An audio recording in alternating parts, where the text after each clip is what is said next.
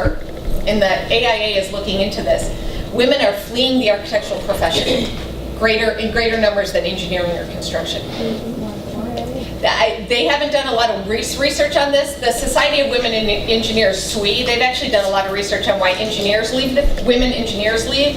And so AIA is starting to look into this because you have all these women in college, in fact outnumbering the men right now, yet practicing architects 10 or 15, however long it takes to get your license years later, very small percentage.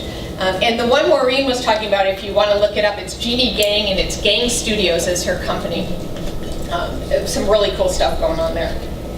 And she's actually, I want to say, an actual landscape architect by training.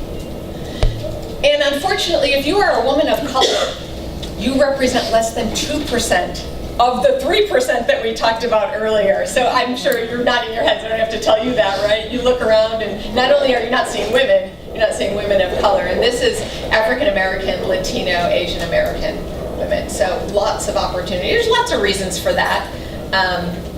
You know, construction is not the most welcoming industry. I went to college again back in the 80s. And I have to tell you, I was in an engineering program. In the first year, you're just trying to figure out what engineering program you want to be in. And the big companies really, really recruited hard our minority students, men and women. So IBM, the chemical companies. So they had a lot more women and people of color going into chemical engineering or computer engineering because they were being recruited into it. You know, construction, whatever. Oh, there's another white guy, let's get him. And when we talked to when we were talking to the executives a couple of weeks ago, the reason that we really want them to think about this is there are facts that support that diversity, and particularly gender diversity, is good for business. Okay, Forbes did a study in 2014, and it's Forbes, and they found in the Fortune, I think it was their Fortune 400, that companies that were in the 20% highest of their industry, so financial, tech, whatever it was, had 27% of their leadership positions held by women. Those in the bottom 20% had less than 18% of their leadership positions held by women.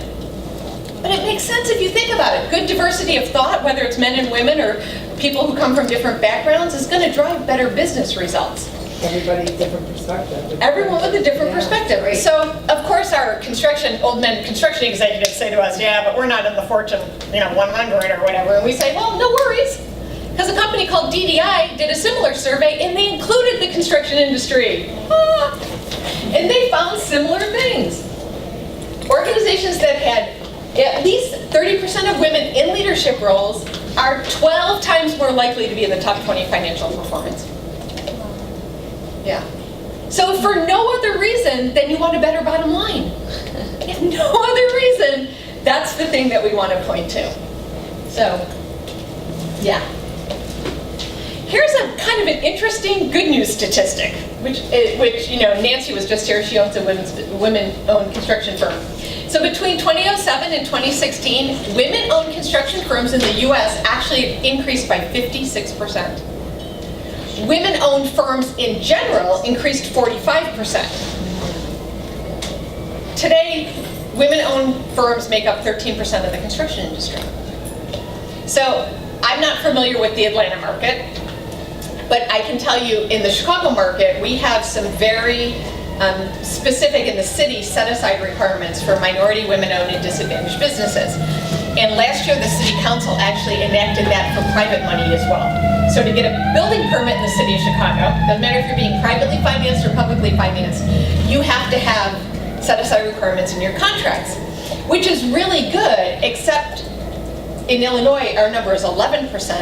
And those 11%, I gotta tell you, those people are dying. There is so much work for women-owned, quality women-owned businesses, right?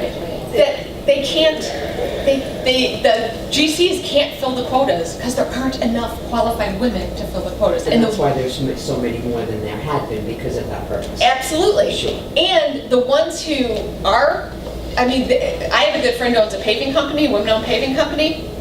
She doesn't need to take another job. It's June 23rd, whatever day it is. She doesn't need to take another job this year. Because she's been in business for 20 years, she's known, she's reputable, she's all that kind of stuff. So if you're entrepreneurial, man, a big opportunity, particularly up in Chicago. Can't speak to other parts, but I do know across the U.S. it's about 13%. The interesting thing too is if you think about 2007, 8, and 9, we were actually not in a really great place economically. But if you got laid off, and many times women were the first to be laid off in the construction industry, then you might have said, well, what the heck, I might as well take a chance. Start my own, see what happens, right? So, Yeah, like with the landlords right now, create a lot of the companies in the job, that 30% has to go to minority-owned Yes. businesses. So, you know, I own my own consulting firm, so I work with them. You work with them, Works out right? Well, it's nothing more than I'm just a woman. So, And you I know mean, what? I've been in the industry, but they're throwing work. I can't even take on as much as what's offered to me. Walmart, yeah. the value engineering exercise I did with them for their C-store Uh-huh. filling stations, strictly because I was a woman consultant. All the men, white, dominated engineers, they wanted a woman at the table. You know, so it's a huge opportunity It right now is. for women in construction with And- background and knowledge. And the women, and the whole women's movement at the moment. Yes, as well, we're going which to talk is about also- that in a minute too. And I'm older than many of you in the room, but I got a job when I was not too long out of college because I was a woman, and that's fine. If you get the job because you're a woman, so what? Because you're going to prove yourself, and they're going to come back to you. Yeah. So, you know, and I've heard it, many of you, she's only here because she's a woman. Yeah, oh well. Yes, I am, but watch. So I think this is really encouraging.